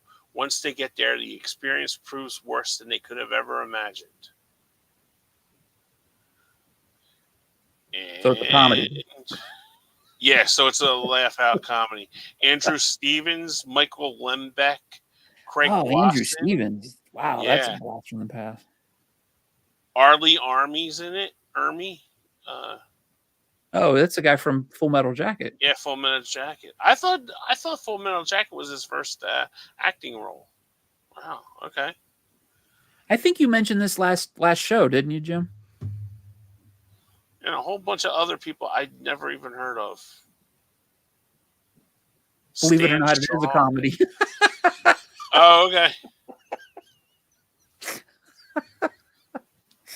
Yeah, on IMDb, dude, it says drama war. So, but if you say it's a comedy, okay. 2 hours and 5 minutes. I've never even came past this. I see the tagline: to keep their sanity in an insane war, they had to be crazy. Huh. Yeah. It gets a 7 on IMDb, and somebody has, this is the original Full Metal Jacket. Okay. Good. It's one of my. This is. I'll give the guy credit. Tinsky from. This was dropped on, as the kids say, dropped on 2004. One of my favorite movies. The film is a good storyline. Stan Shaw did an excellent job as Tyrone Watson, and he was in The Great Santini too. The boot camp scenes are spot on, authentic. Sounds good. Now we just got to find it, Jim. Yeah, we'll get ourselves some copies and track it down. But yeah. Maybe Jim, if you're interested, maybe we'll see if we can get you on next week if your schedule allows, or not next week, but 2 weeks. But 2 and 2, yeah. But it is that time of the evening where we have got to come to a close. Yes. So I want to thank everybody who was in the chat with us tonight. John, Victor, Jim, definitely. Thank you again, Kenny, for having a good show. Yes, thank you, Sean. Sorry, guys, I had to dismiss myself for a little bit, but it was bubbling. Okay, time out. Yeah, I didn't say any more than that. I just said it was bubbling. So I just that was my stomach bubbling. We've got enough detail to figure it out. Okay. Yeah. All right. All right. So thanks, guys, for everybody for stopping in and watching us, giving up the Olympics for a little bit. And we will see you on our next show, which will be, what will that be? I can't. Hey, we'll see you in August, people. It's going to be August. Yeah. What the hell day of the week is it? It's going to be August 13th. August is our 13th. Next show. Wow. August 13th. My Tuesday. Cousin's birthday. Yes. Do you have to be there? No, she's the one that kicked me out in Florida. Oh, okay. That's the one I didn't get along with in Florida. Oh, okay. Well, we'll dedicate the show to her. Yeah. Yeah. All right. Thanks, Jim. Have a great night, everybody. Yeah, we'll be in touch with you, Jim. Via if you're on the Instagram. So yep. Yeah, definitely. We'll hook something up. So much. Yeah, absolutely. So guys, thanks for a great night. Great conversation. See you in 2 weeks. See you